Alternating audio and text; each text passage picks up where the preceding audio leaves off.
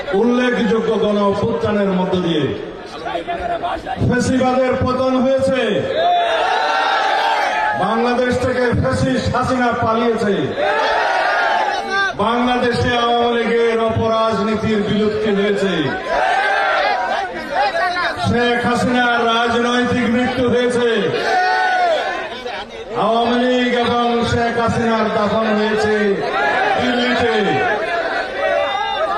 আওয়ামী রাজনীতির মৃত্যু ঢাকায়, দাফন হয়েছে দিল্লিতে। আমরা কি এখনো ভারতীয় সংস্কৃতির আগ্রাসন থেকে মুক্ত হয়েছি?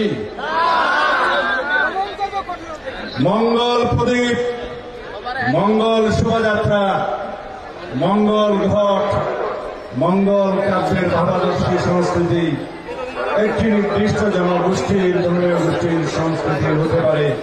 আমরা তাদের সেই সংস্কৃতি পালনে সর্বোচ্চ স্বাধীনতা নিশ্চিত করব, কিন্তু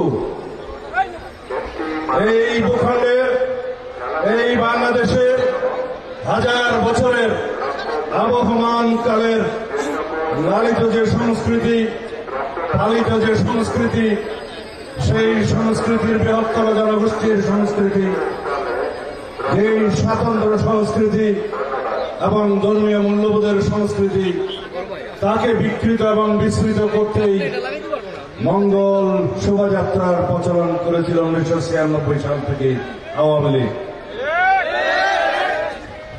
বাংলাদেশ জাতীয়তাবাদী দল সারা বাংলাদেশে আজ একদম আড়ম্বরপূর্ণভাবে উপজেলা পর্যায় থেকে জেলা পর্যায়, মহানগর এবং কেন্দ্র পর্যন্ত পয়লা বৈশাখ আমাদের ঐতিহ্যকে ধারণ করে যেভাবে আমরা পালন করছি, একটি মেসেজ জাতির কাছে আমরা দিতে চেয়েছি। সেটা হলো, এই বাংলাদেশের আঞ্চলিক, ভৌগোলিক, প্রাকৃতিক, অর্থনৈতিক অবস্থা বিবেচনা করে যেই বাংলা সনের প্রচলন হয়েছিল, সেই বাংলা সন হিজরি সনের সাথেই মিল রেখে সম্রাট আকবরের সময় মুসলিম ঐতিহ্যে সেটা প্রচলন করা হয়েছিল। আমি বলতে চাই না এটা একেবারে শুধু মুসলমানদের জন্য অনুসরণীয় কোন সংস্কৃতি।